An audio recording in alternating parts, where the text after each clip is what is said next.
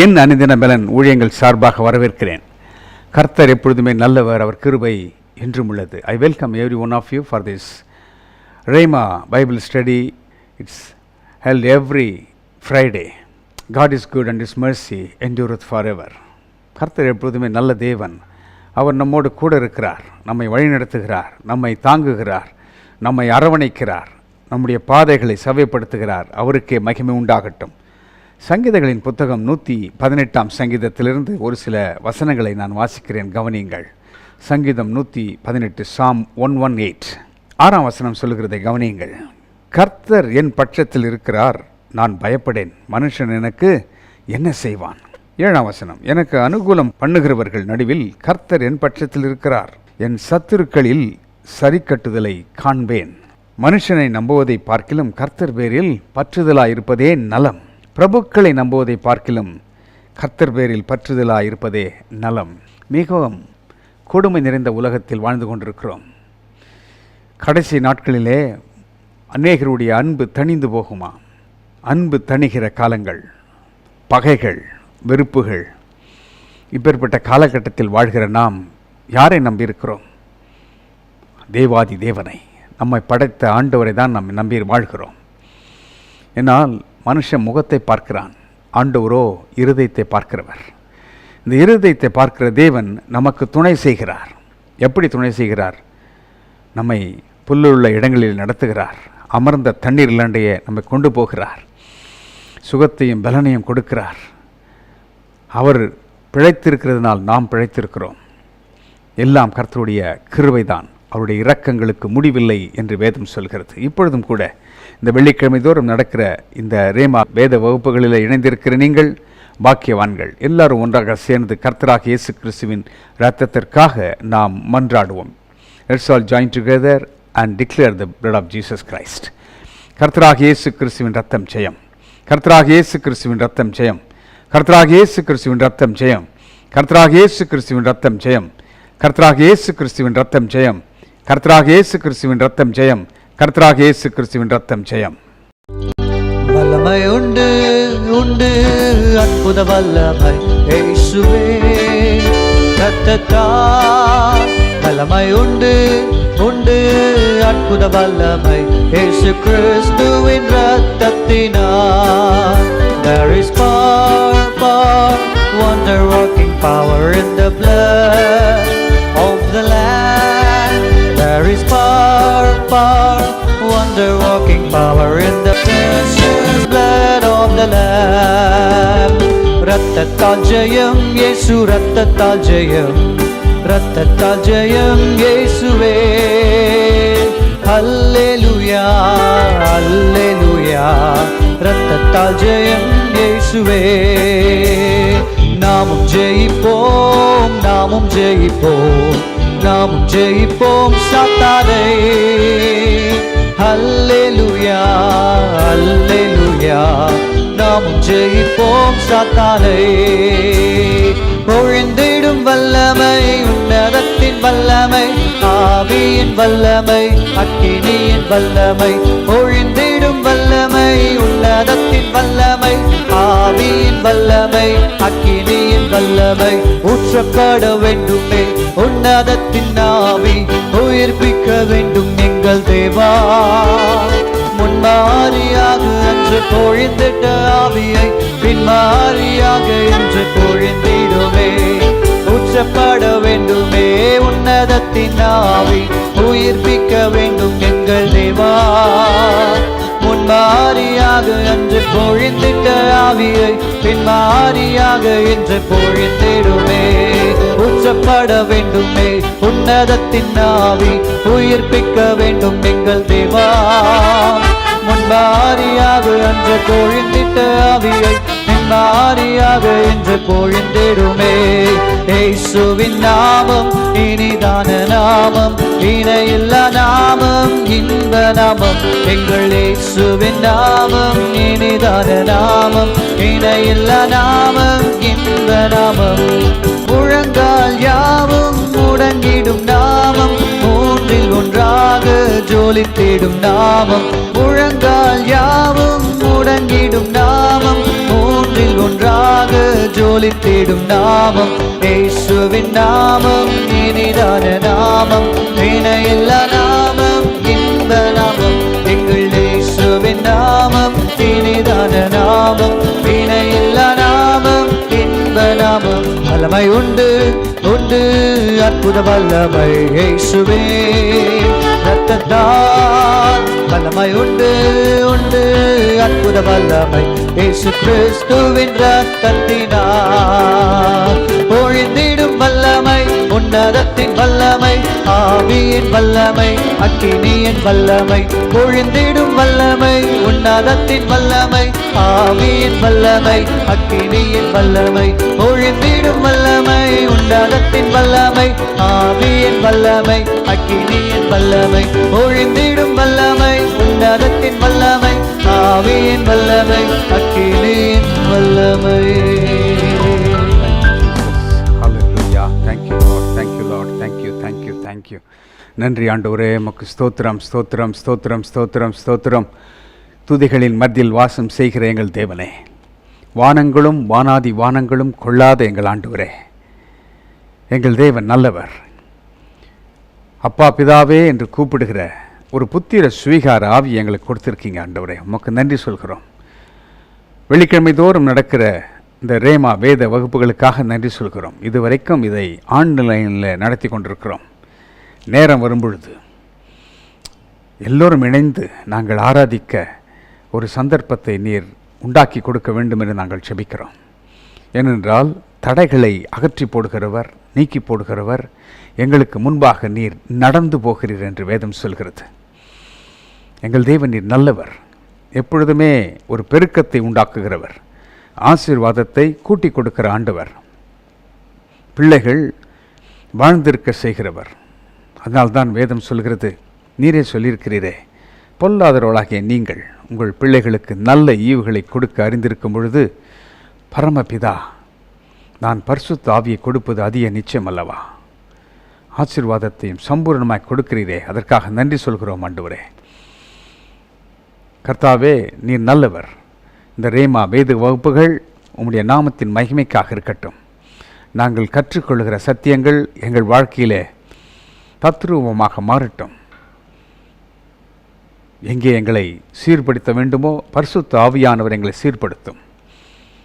ஆவியானவருடைய முழு நேரடி ஆளுகையின் கீழாக நாங்கள் இருக்கிறோம்.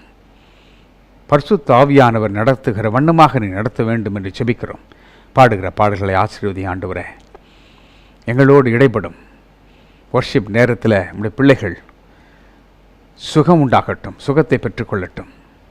பாடும் பொழுதே, இசையை கேட்கும் பொழுதே, எப்படி தாவீது வாசித்த பொழுது சவுலுக்குள்ளாக இருந்த அசுத்தாவி விலகிற்றோ, அதே தேவன் மாறாதவராயிருக்கிறீர். இன்றைக்கு கூட இந்த இசையின் மூலமாக நம்முடைய பிள்ளைகள் வாழ்க்கையிலே மாற்றங்கள் ஏற்படட்டும். சோர்ந்து போனவர்கள் சோர்வுகளை அகற்றி அவர்களை தட்டி எழுப்ப வேண்டும் என்று செபிக்கிறோம். கர்த்தாவே நீ நல்லவர். வர்ஷிப் மாத்திரம் அல்ல ஆண்டவரே, தனி பாடல்களை பொறுப்பேற்றுக்கொள்ளும். ஒவ்வொரு வார்த்தைகளும் உடைய பிள்ளைகளுக்கு மன ஆறுதலை கொடுக்கட்டும், மன நிம்மதியை கொடுக்கட்டும். கர்த்தர் எங்களோடு பேசினார் என்று சொல்லட்டும். சங்கீதத்தை பொறுப்பேற்றுக்கொள்ளும், சங்கீத வாசிப்பை பொறுப்பேற்றுக்கொள்ளும். சங்கீதத்தின் மூலமாக உடைய பிள்ளைகளோடு பேசும். வார்த்தையின் மூலமாக எங்களோடு இடைப்பட வேண்டும் என்று நாங்கள் அழைக்கிறோம். இந்த வேத வகுப்புகள் ஒவ்வொருவருடைய மனக்கண்கள் திறக்கப்படட்டும், மனக்கண்கள் திறக்கப்படட்டும். என்னோடு நீர் பேசும், உடைய பிள்ளைகளோடு நீர் பேசும். இன்றைக்கு பாரம் உள்ள மக்கள் அநேகம் ஆண்டவரே. மனிதர்களால் ஒதுக்கப்பட்டவர்கள் உண்டு, சமுதாயத்தால் ஒதுக்கப்பட்டவர்கள் உண்டு, மதவாதிகளால் ஒதுக்கப்பட்டவர்கள் உண்டு. கண்ணீர் நிறைந்த உலகத்தில் வாழ்ந்து கொண்டிருக்கிறோம். யார் எங்களுக்கு இருக்கிறார்கள்? யார்கிட்டாவது போய் எங்கள் குறைகளை சொல்லலாமா? யார் எங்களுக்கு இருக்கிறா? யாராவது ஜெபம் பண்ணுவாங்களா? இந்த இக்கட்டில் இந்த தீர்மானத்தை எடுக்க கஷ்டப்படுறோமே, யார் எங்களுக்கு உதவி செய்வார்? அப்பேற்பட்ட காலகட்டத்தில் வாழ்ந்து கொண்டிருக்கிறோம். இந்த நாட்களில் உங்களுடைய கிருபை தாங்கட்டும், வார்த்தை வெளிப்படட்டும். கீலேயாத்தின் பேசின் தைலம் ஒவ்வொருவரையும் மாற்றட்டும். பொறுப்பேற்றுக் கொள்ளும் வழிநடத்தும் மகிமைப்படும் இயேசுவின் நாமத்தில் கேட்கிறோம் நல்ல பிதாவே, ஆமென். இப்பொழுதும் தேவனை துதித்து பாடுகிற நேரம். அன்பு அண்ணன் ஜேக்கப் அவர்களோடு இணைந்து கொள்ளுங்கள். துதி பாடல்களை தேவ மகிமைக்காக பாடுங்கள். அது மாத்திரமல்ல, தொடர்ந்து வருகிற தனி பாடல்களிலும் பங்கு கொள்ளுங்கள். நீங்கள் வாகனத்தை ஓட்டிக்கொண்டிருக்கலாம், சத்தத்தை கேட்டுக்கொண்டு செல்லுங்கள். அந்த சத்தம், கர்த்தருடைய சத்தம் வல்லமை உள்ளது. அது கேதுரு மரங்களை முறிக்கும், பெண்மான்களை ஈணும்படி செய்யுமா. கர்த்தருடைய சத்தம் அது மகத்துவம் உள்ளது. அந்த வார்த்தை வரும்பொழுது உங்களுக்குள்ளாக முடியாத காரியங்களை கர்த்தர் முடித்து வைப்பார். இன்றைக்கு உங்கள் துக்கம் சந்தோஷமாக மாறும். யாரும் இல்லையே என்று நினைக்கிறீர்களா? ஆண்டவர் உங்களை பார்த்து கொண்டிருக்கிறார். அதை குறித்து தான் நாம் பேசப் போகிறோம். இந்த வர்ஷிப் நேரத்தை பயன்படுத்திக் கொள்ளுங்கள். தனிப்பாடல்களை கேளுங்கள். அதன் பின்பு வருகிற செய்தியை நாம் தியானிப்போம்.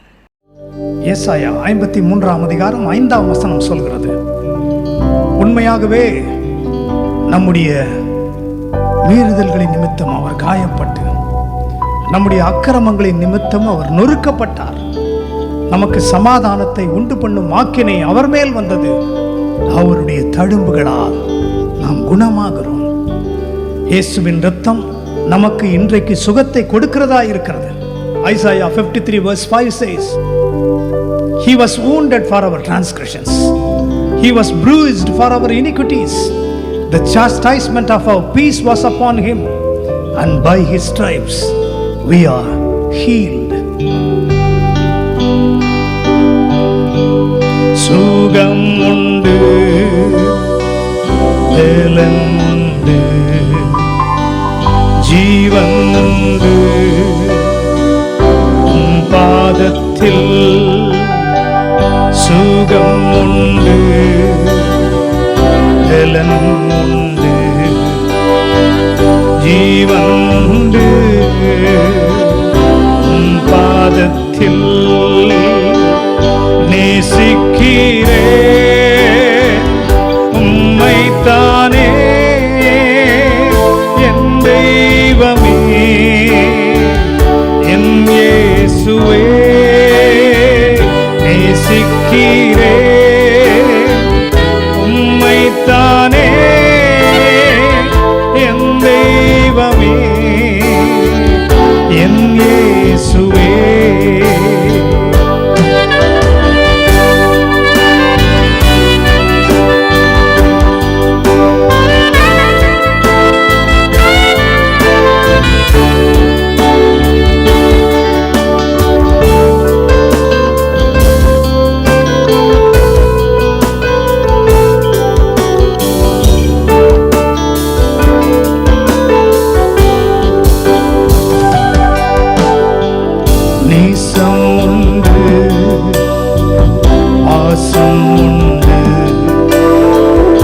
இரக்கம் உண்டு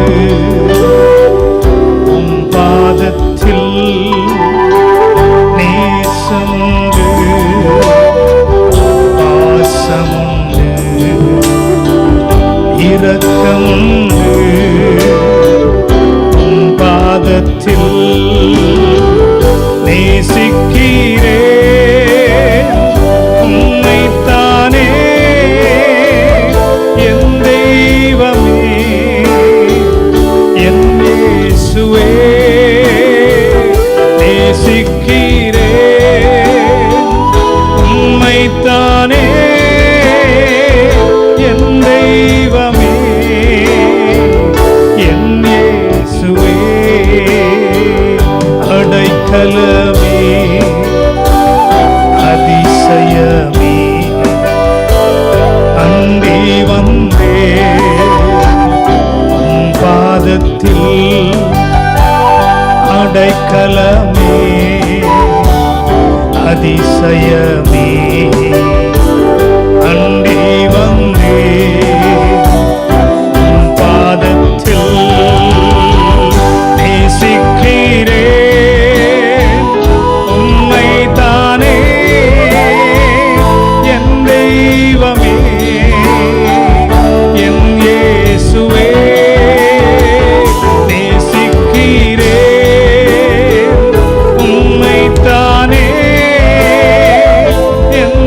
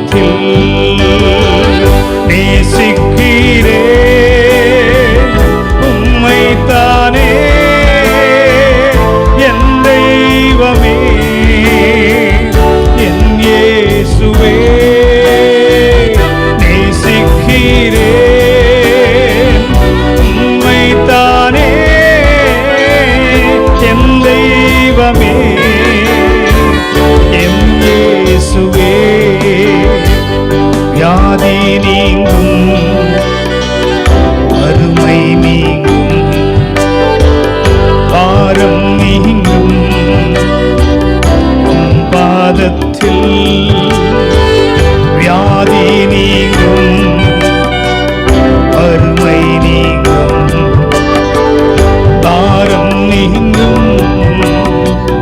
உம் பாதத்தில் உயர்த்துகிறே உம்மைத்தானே என் தெய்வமே, என் இயேசுவே. உயர்த்துகிறேன் உம்மைத்தானே என் தெய்வமே, என் இயேசுவே.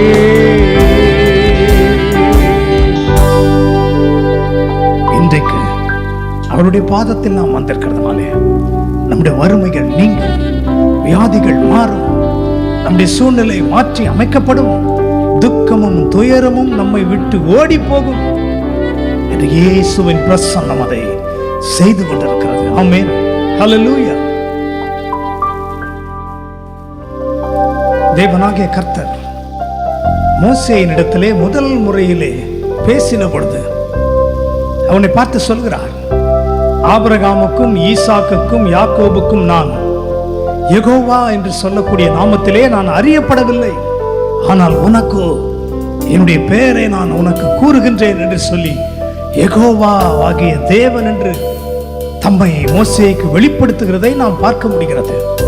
யூதர்கள் இந்நாள் வரைக்கும் அந்த பெயரை உச்சரிப்பதற்காக அநேக நாட்கள் உபவாசம் இருப்பார்களாம்.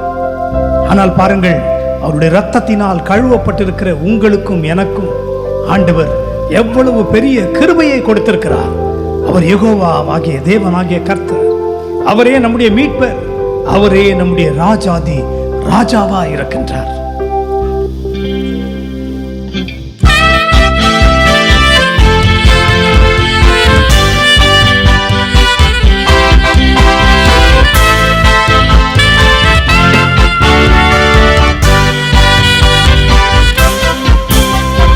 யெகோவா தேவனே, யெகோவா கர்த்தரே, யெகோவா மீட்பரே, யெகோவா ராஜனே, யெகோவா தேவனே, யெகோவா கர்த்தரே, யெகோவா மீட்பரே, யெகோவா ராஜனே.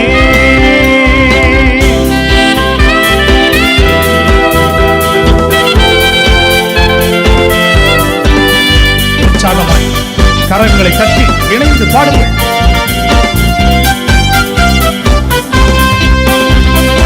எல் ஷடாய், எல் ஷடாய், எல்லாம் வல்லவரே, எல் ஷடாய், எல் ஷடாய், எல்லாம் வல்லவரே, யெகோவா தேவனே, யெகோவா கர்த்தரே, யெகோவா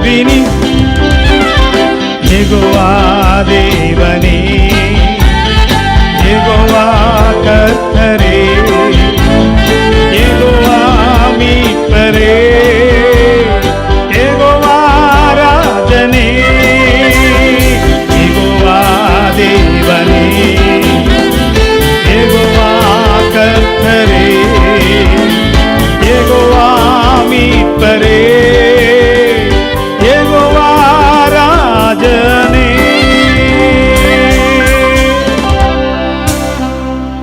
இம்மட்டும் நம்மை நடத்தின எபினேசர் கடைசி வரைக்கும் நம்மோடு கூட இருந்து நம்மை நடத்துகிறவராய் இருக்கின்றார். அது மட்டுமல்ல, அவர் எல்ரோயி, நாம் எந்த சூழ்நிலையில் இருந்தாலும் நம்மை அவர் காண்கிற தேவன், உடனே நம்மிடத்திலே வந்து நம்மை விடுவிக்கிறவர். ஏன் அப்படி செய்கிறாராம்? அவர் எல்ஷடாய், எல்லாம் வல்லவர், சர்வ வல்லவர். இன்றைக்கும் கூட நம் ஒவ்வொருவரையும் இருக்கின்ற நிலைமையில் இருந்து நம்மை விடுவிக்க தேவன் வல்லவராய் இருக்கின்றார். ஹல்லேலூயா, ஆமென். When we come into the presence of the Lord, always there is fullness of joy in our heart. That is why Jesus said, not the peace of this world, but I will give you my peace. There is fullness of joy in the presence of the Lord. தேவனுடைய சமூகத்தில் நாம் எப்பொழுதெல்லாம் வருகிறோமோ, இந்த உலகத்தின் சமாதானம் அல்ல, ஆண்டவர் இயேசுவின் சமாதானம் நம்மை ஆளுகிறதா இருக்கின்றது.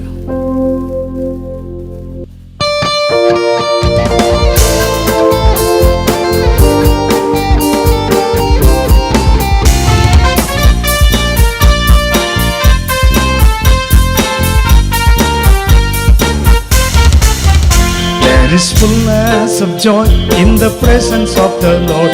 There is fullness of joy in the presence of the Lord. There is fullness of joy in the presence of the Lord. Fullness of His joy.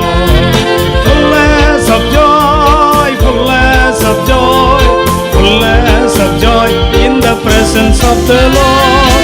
Fullness of joy, fullness of joy, fullness of joy in the presence of the Lord.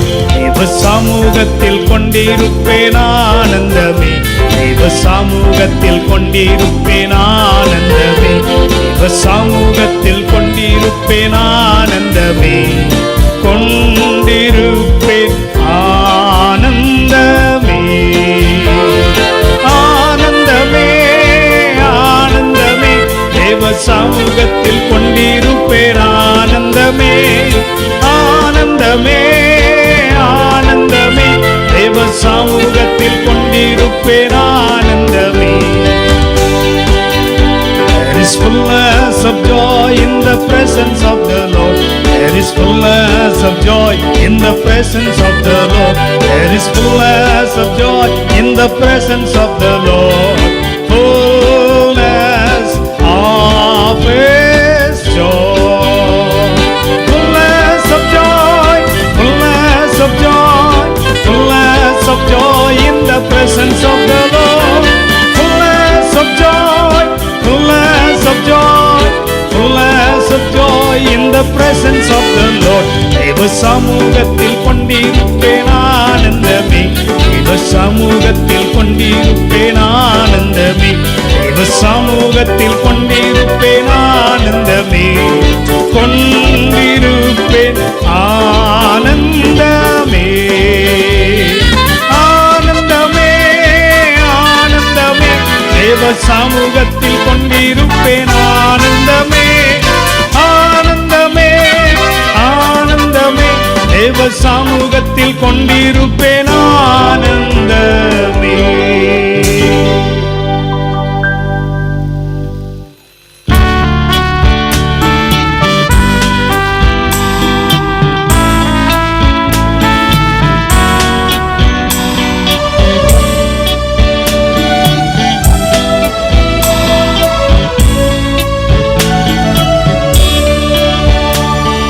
താങ്ങും കരങ്ങളുണ്ട് നിന്റെ ഹൃദയം തകരുമ്പോ ശാശ്വത പാറയേശു പുതുജീവൻ പകർന്നിടും. താങ്ങും കരങ്ങളുണ്ട് നിന്റെ ഹൃദയം പകരുമ്പോ. ശാശ്വത യേശു പുതുജീവൻ പകർന്നിടും.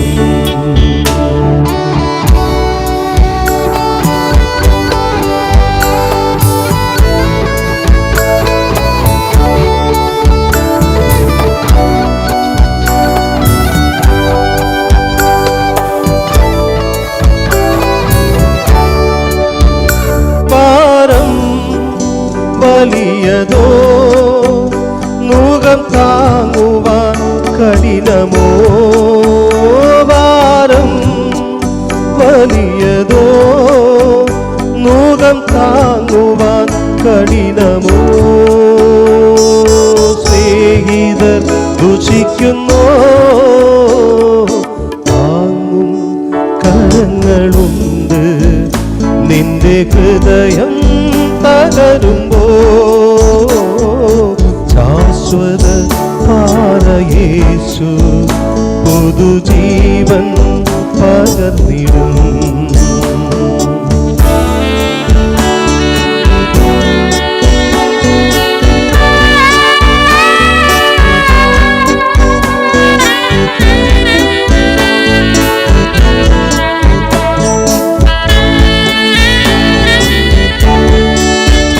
കണ്ണുനീരിൻ താഴ്വരകൾ അതിഘോരമാമേടുകളും. കണ്ണുനീരിൻ താഴ്വരകൾ അതിഘോരമാമേടുകളും.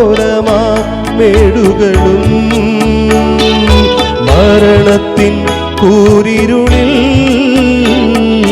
താങ്ങും കരങ്ങളുണ്ട് നിന്റെ ഹൃദയം പകരുമ്പോ. ശാശ്വത യേശു പുതുജീവൻ പകർന്നിടും.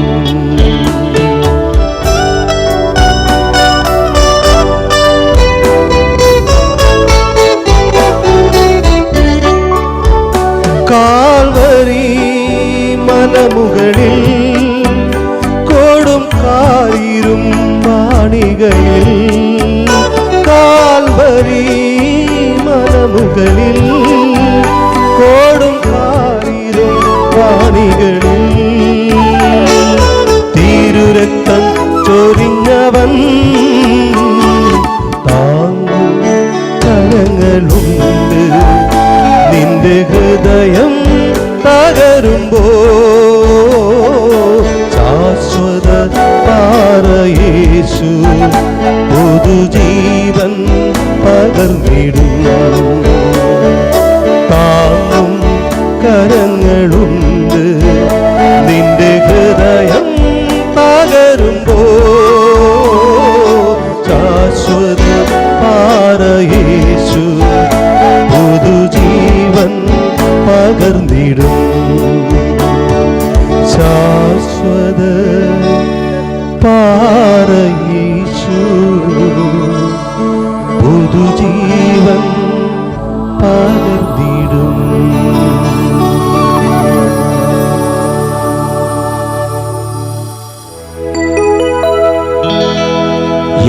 ഉയിരാന ഉയിരാന ഉയിരാന യേശു. ഉയിരാന ഉയിരാന ഉയിരാന യേശു. ഉയിരാന യേசு என்னுயிரோடு கலந்தி என்னுயிரே நான் உம்மை துதிப்பேன்.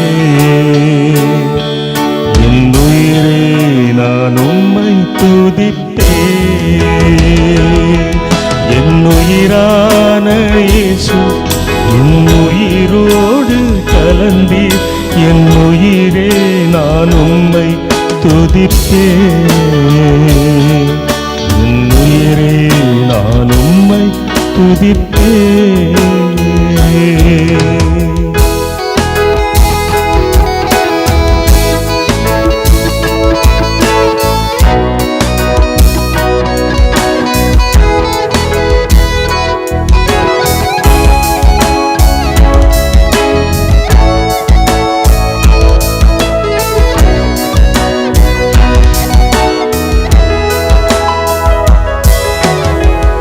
உலகமெல்லாம் மறக்குதையா, உணர்வு எல்லாம் இனிக்குதையா. உலகமெல்லாம் மறக்குதையா, உணர்வு எல்லாம் இனிக்குதையா. உம் நாமம் துதிக்கையிலே ஏசையா, உம் அன்பை ருசிக்கையிலே ராஜா. உம் நாமம் துதிக்கையிலே ஏசையா, உம் அன்பை ருசிக்கையிலே என் உயிரான உயிரான உயிரான இயேசு, என் உயிரான உயிரான உயிரான இயேசு, என் உயிரான இயேசு. என் உயிரோடு கலந்தி என் உயிரே நான் உம்மை துதிப்பேன். என் உயிரே நான் உம்மை துதிப்பேன்.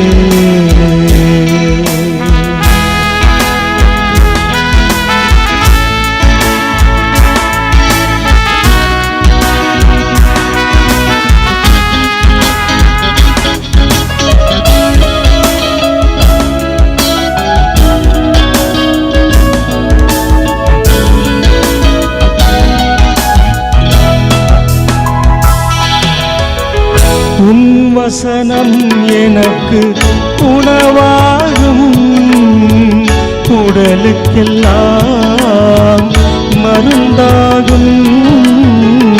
உன் வசனம் எனக்கு உணவாகும், உடலுக்கெல்லாம் மருந்தாகும்.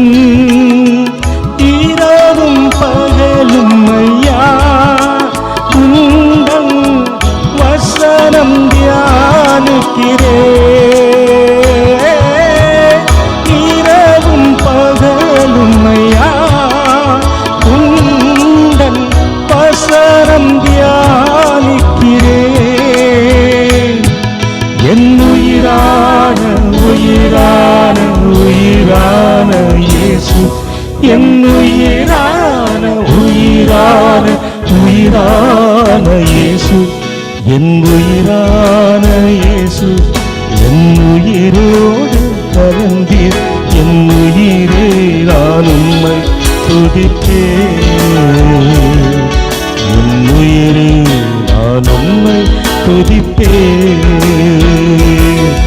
என் உயிரான இயேசு, என் உயிரோடு கலந்தீர் என் உயிரே நான் உம்மை துதிப்பேன். என் உயிரே நான் உம்மை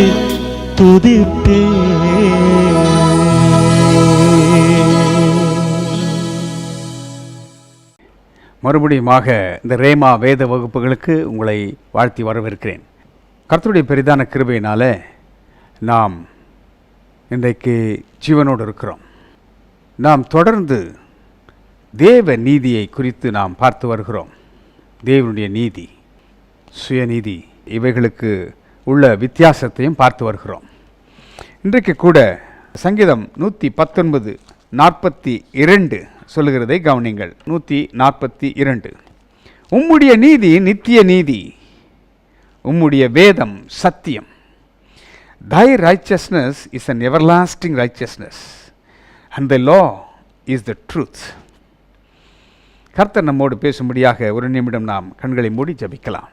எங்கள் அன்பின் பரலோக பிதாவே, நல்ல மாலை நேரத்தில் ஆண்டவரே உம்முடைய வார்த்தையை கேட்கும்படியாக நாங்கள் காத்திருக்கிறோம்.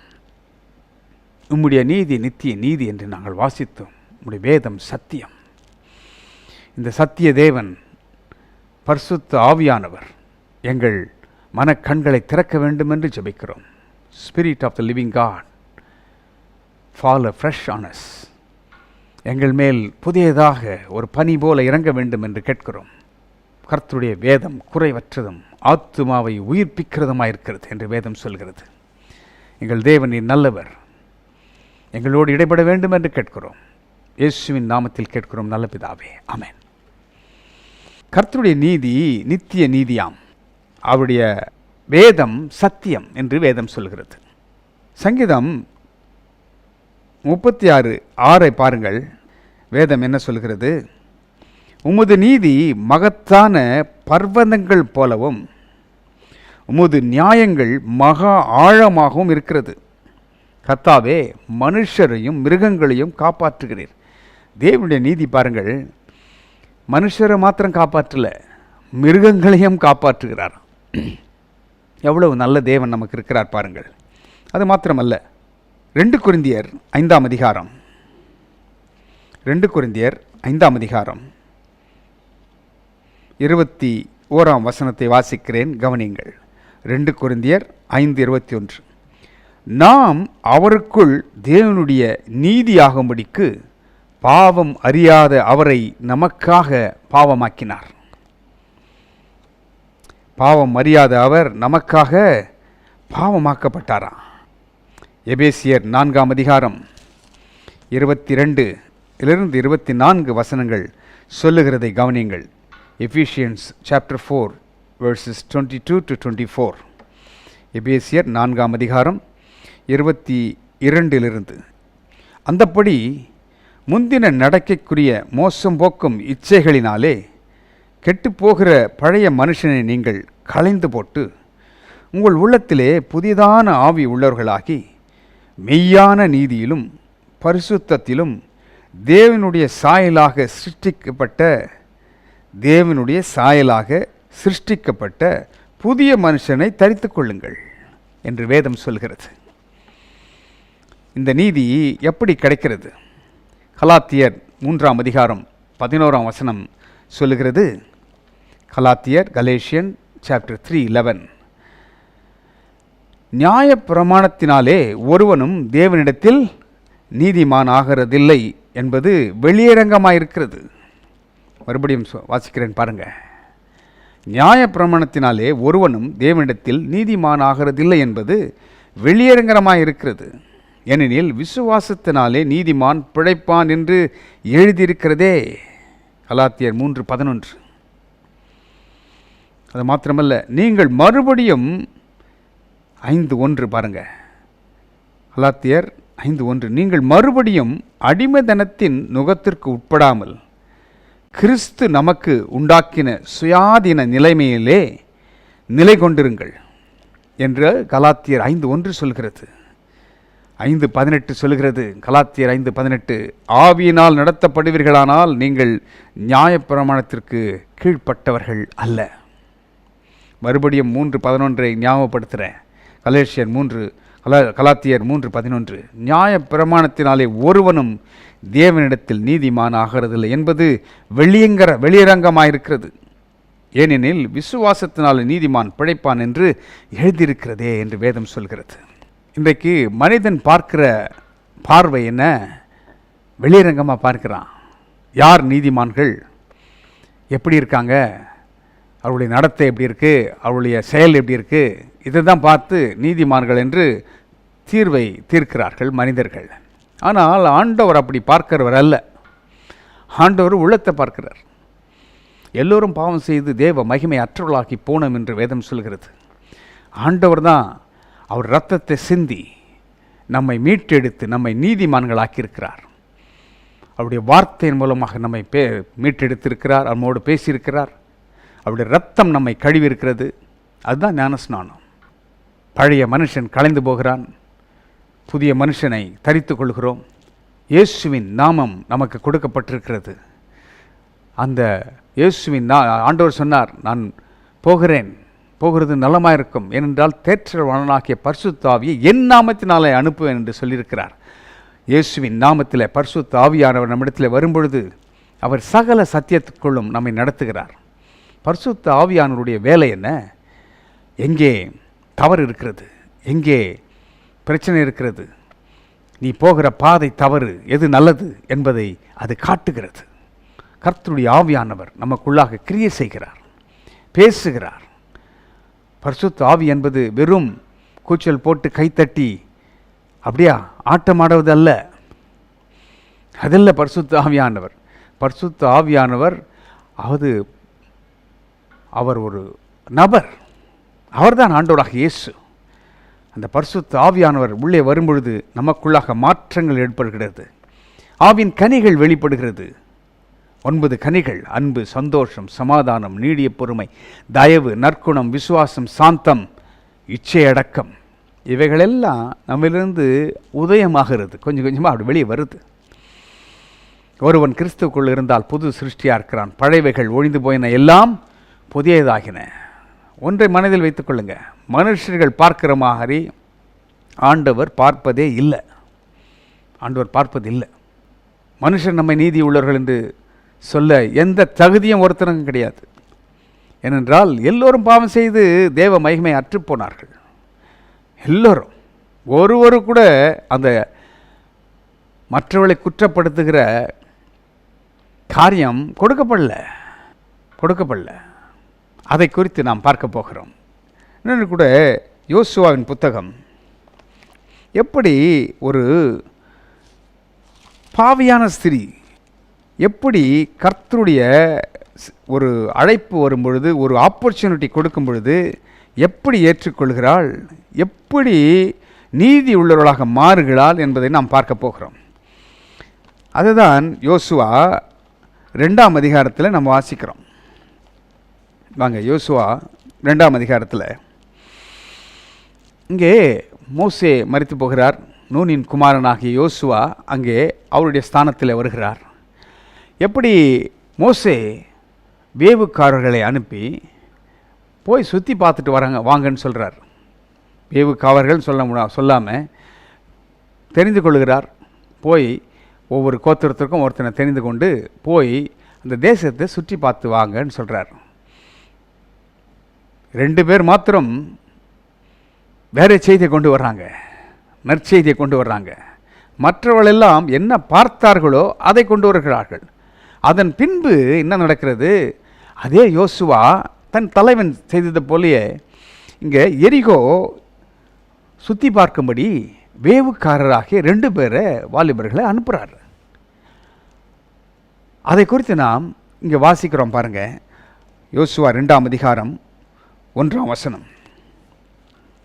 நூனின் குமாரனாகிய யோசுவா சித்தீமிலிருந்து வேவுக்காரராகிய 2 மனுஷரை இரகசியமாய் வேவு பார்க்கும்படி அனுப்பி, நீங்கள் போய் தேசத்தையும் எரிகோவையும் பார்த்து வாருங்கள் என்றான்.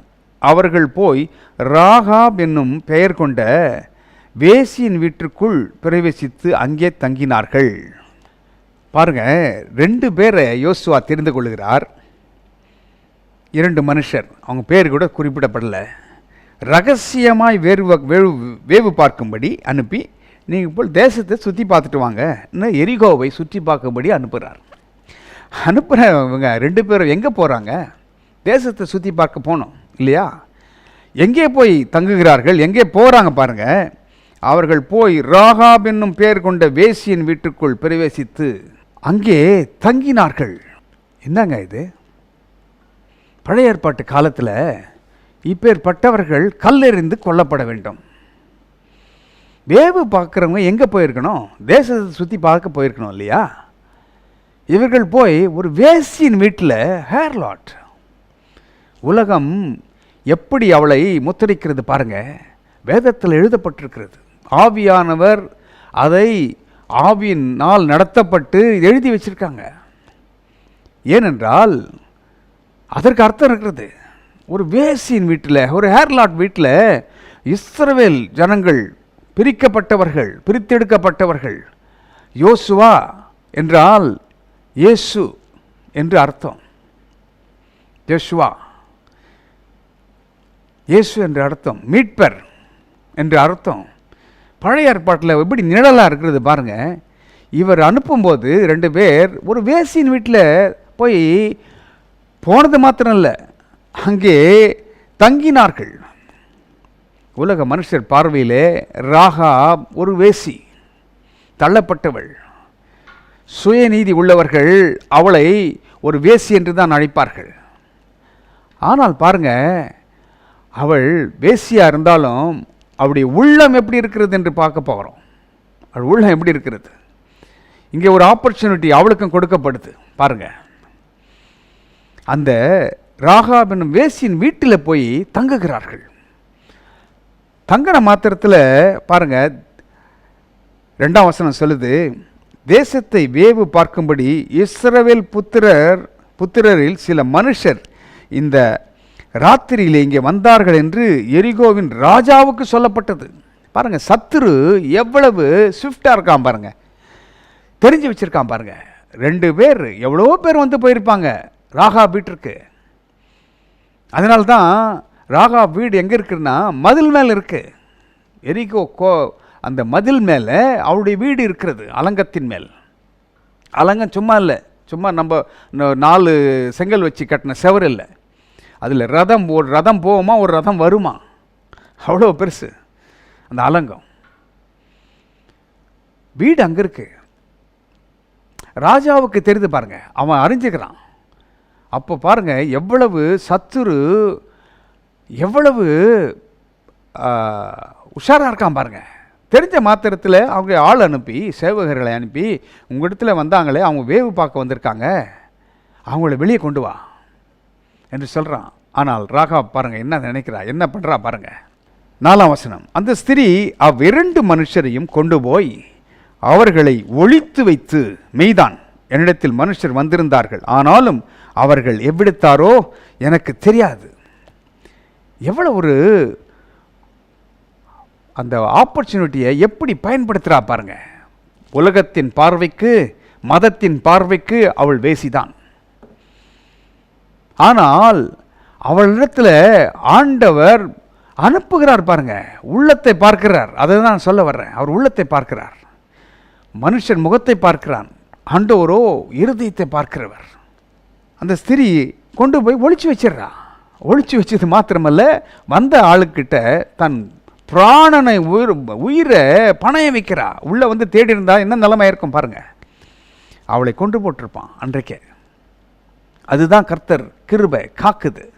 அவளை உண்மையாக தான் வந்தாங்க, ஆனால் வாசல் அடைக்கும் முன்னே அவங்க போயிட்டாங்கன்னு சொல்லிட்டு என்ன நடக்கிறது பாருங்க. அதன் பின்பு 6ஆம் வசனம், அவர்களை வீட்டின் மேல் ஏற பண்ணி, வீட்டின் மேல் பரப்பப்பட்ட சணல் தட்டைகளுக்குள்ளே மறைத்து வைத்திருந்தாள். அவள் ஒரு வேசி என்று வேதம் சொல்லுகிறது, ஹேர்லாட் என்று வேதம் சொல்லுகிறது. அது மாத்திரமல்ல, அவள் ஒரு பிஸ்னஸ் உமன். ஏனென்றால் அவள் வீட்டின் மேல் ஏற பண்ணி, வீட்டின் மேல் பரப்பப்பட்ட சணல் தட்டுகள், அதை வைத்து அவர்கள் வியாபாரம் பண்ணியிருக்கிறாங்க. வேத ஆராய்ச்சியாளர்கள் சொல்லுகிறாங்க, அந்த அம்மா குடும்பமாகாங்க. அந்த சணல் தட்டு எப்படி வருந்ததுன்னா, அது ஏதோ ஒரு அதிலிருந்து ஒரு பொருளை எடுத்து வியாபாரம் பண்ணி அதனுடைய தட்டுக்களை அங்கே அடுக்கி வச்சிருக்கா. அந்த இடத்துல போய் இவங்க 2 பேரையும் தங்க வைக்கிறான். தங்க வச்சது மாத்திரமல்ல, என்ன சொல்கிறாள் பாருங்கள், ஏற பண்ணி தட்டைகளுக்குள்ளே மறைத்து வைத்திருந்தால். 7, அந்த மனுஷர் யோர்தானுக்கு போகிற வழியில் துறைகள் மட்டும் அவளை தேட போனார்கள். வந்த ராஜாவிடத்தில் வந்தவருங்க தேட போடுறாங்க இவர் சொன்னது மாத்திரத்தில். அது மாத்திரமல்ல, இந்த வேசியான மனுஷி என்ன செய்கிறாள், அந்த 8ஆம் வசனம் சொல்லுகிறது, அந்த மனுஷர் படுத்துக்கொள்ளும் முன்னே அவள் வீட்டின் மேல் அவர்களிடத்தில் ஏறி போய் என்ன சொல்கிறார் பாருங்க. உலகத்தின் பார்வையில் வேசி. அவளுக்கு ஒதுக்கப்பட்ட இடம் அலங்கம், மதில்ல, ஊருக்குள்ள இல்லை. ஊருக்குள்ள இருக்கிறவங்களாம் நல்லவன் நினச்சிட்டு இருக்கான். இவள் தள்ளப்பட்டவள் என்று சொல்லி அவளை அலங்கத்திலே வைத்து விட்டார்கள். எங்கே இருக்கா பாருங்க, அலங்கத்தில் கட்டி கொண்டிருக்கா வீடு, செவரோரம். ஆனால் உள்ளே இருக்கிறவெல்லாம் நல்லவன் நினைக்கிறான். இப்படி தான் உலகம் வெளி தோற்றத்தை பார்க்குது. வெளி தோற்றத்தில் நல்லா இருந்தால் நல்லவன். ஆனால் இவள் வேசி என்று முத்திரை குத்தப்பட்டவள், அலங்கத்தில் கட்டப்பட்டிருக்கிறா. ஆனால் ஆண்டவர் பாருங்க உள்ளத்தை பார்க்கிறார் பாருங்க. எப்படி ராகாப் தள்ளப்பட்டவள் தான், ஆனால் அவளுடைய வாயிலிருந்து வருகிற வார்த்தைகளை கவனியுங்கள். அவள் வாயிலிருந்து வருகிற வார்த்தைகள். 9ஆம் வசனத்தை வாசிக்கிறேன், கவனிங்கள். இந்த 2 பேர் படுத்திருக்காங்களே, இவங்ககிட்ட ஏறி போய் தவறான காரியத்துக்காக அல்ல. பாருங்கள் உள்ளம் எப்படி மாறுது பாருங்கள். ஒரு ஆப்பர்ச்சுனிட்டி கிடைக்கும்போது இவர்களெல்லாம் என்னென்னா வருத்தப்பட்டு பாரம் சுமக்கிறவர்கள்.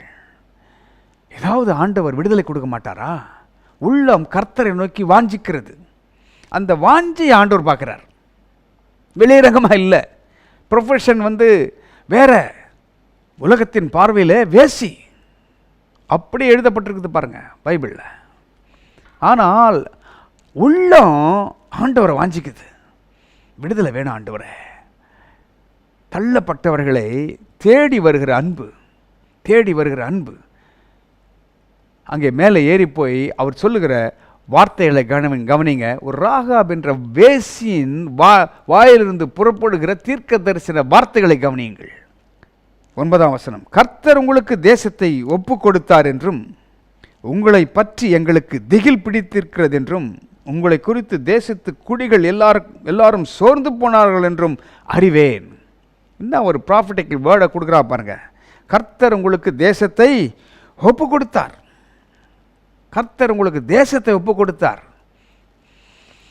அது மாத்திரமல்ல, தீர்க்க தரிசன வார்த்தைகள் சொல்றது மாத்திரமல்ல, ராகாபின் தீர்க்க தரிசன வார்த்தைகள் அப்படிதான் எழுதி வச்சிருக்கேன். தீர்க்க தரிசன வார்த்தைகள் யார் மூலம் வருது பாருங்க. நம்ம நினைக்கிறோம் பரிசுத்தவான் இவர் தான், இவர் மூலமாக தீர்க்க தரிசன வார்த்தை வராது. நீங்கள் நினைக்கிறபடி வராது. ஆண்டவர் கழுதையை வச்சு பேசிட்டு போயிடுவாருங்க. கழுதையை கொண்டு பேசுவார். நீங்கள் கூப்பிடலைன்னா, இஸ்ரேல் மக்களை பார்த்து சொல்கிறார், நீங்கள் கூப்பிடலைன்னா இந்த கல்லுகள் கூப்பிடும் என்று சொல்கிறார். ராகாப் என்ன வேசி தான், ஆனால் அவளுடைய குணங்களை பாருங்கள். உள்ளத்திற்குள்ளாக என்ன மாற்றம் ஏற்படுகிறது என்று பாருங்கள். அவள் மூலமாக வார்த்தைகள் தீர்க்க தரிசன வார்த்தையாக வருது. தேசத்தை உங்களுக்கு ஆண்டவர் ஒப்பு கொடுத்துட்டார், உங்கள் தேவன் ஒப்பு கொடுத்துட்டார். ராகாப் ஒரு கானானிய பெண், அப்படிதான் சரித்திரம் எல்லாமே பார்க்குறோம். கானானிய பெண் அங்கே கூடியிருக்கிறா. கானானியர்கள் அருவருக்கப்பட்டவர்கள். எப்படி வந்தாங்கன்னு தெரியும், ஒதுக்கப்பட்டவர்கள். நல்லவன் சொல்கிறவங்க கிட்ட இருந்து வார்த்தை வரல, கெட்டவன் சொல்கிறவங்க கிட்ட இருந்து வார்த்தை வருது. எப்படி ஏற்றுக்க மனசுதான் இருக்கிறதா? நீங்களும் நானும் ஒரு காலத்தில் எப்படி இருந்தோம்? கேவலங்க. திரும்பி பார்த்தா நல்லா இருக்காது. அப்பேற்பட்டவர்களை தானே இன்றைக்கு பேச வச்சுன்னு இருக்காரு ஆண்டவர். ஏற்றுக்க மனசு வரமாட்டது இல்லை. அதுதான் மதம். மத சாயலில் இருக்கிறவர்களுக்கு ஏற்றுக்கொள்ள முடியாது. ஆனால் கர்த்தருடைய நீதி அவர்களை தான் உயர்த்தும், அவர்களை தான் தூக்கி எடுக்கும். உளையான சேற்றில்களை தூக்கி நிறுத்துவார், கண்மலையின் மேல் நிறுத்துவார், அவர்களை பிரகாசிக்க செய்வார். கொஞ்சம் ஒப்பு கொடுத்துட்டா ஆண்டவர் இடத்துல அவர் பொறுப்பேற்றுக்கொள்வார். ஒருவரும் உங்களை குற்றப்படுத்தவே முடியாது. ஒருவரும் நீதிமான் அல்ல. ஆண்டவருடைய ரத்தம் தான் ஒருவனை நீதிமானாக்க முடியும். இங்கே பாருங்க, இந்த ராகாப் என்னும் வேசி தான் உலக பார்வையில். ஆனால் அவளிடத்திலிருந்து கர்த்தர் உங்களுக்கு தேசத்தை ஒப்பு கொடுத்தார் என்று சொல்கிறாள். அது மாத்திரமல்ல, ஃபுல் ஹிஸ்டரி வச்சிருக்கா. எப்படி இஸ்ரவேல் ஜனங்கள் எகிப்திலிருந்து புறப்பட்டு வந்தபோது சிவந்த செங்கடல் எப்படி ரெண்டாக பிளக்கப்பட்டது, எப்படி அதை கடந்தார்கள். அங்கே சீகோனுக்கும் அடுத்த வசனத்தை பாருங்க, 10ஆம் வசனம் சொல்லுகிறதை கவனிங்கள்.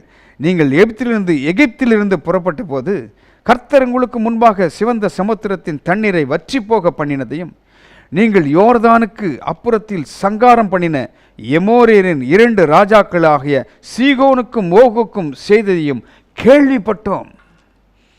கர்த்தர் இஸ்ரவேல் ஜனங்களுக்கு செய்ததை இவள் கேள்விப்படுகிறாள், மனதில்